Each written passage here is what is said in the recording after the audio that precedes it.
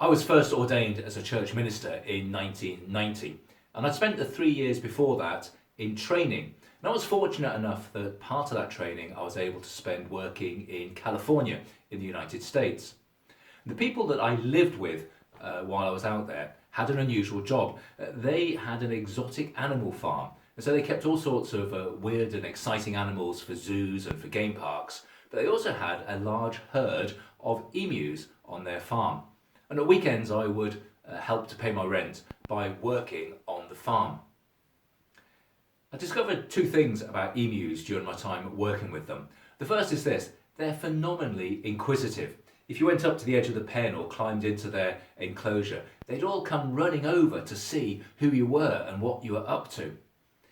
But if there was a noise somewhere else, they'd be easily distracted and they would turn away to look at that. The second thing I discovered about emus is they have virtually no memory.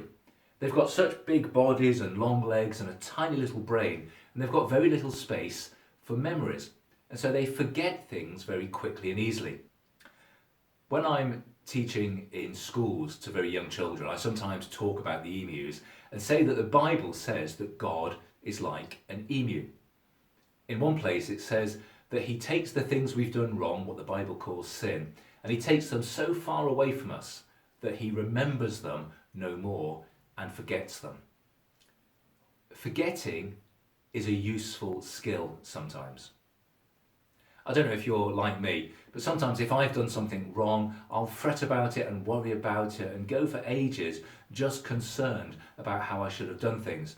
Or maybe you're a person that if somebody offends you or slights you, you can't let it go, you can't forget.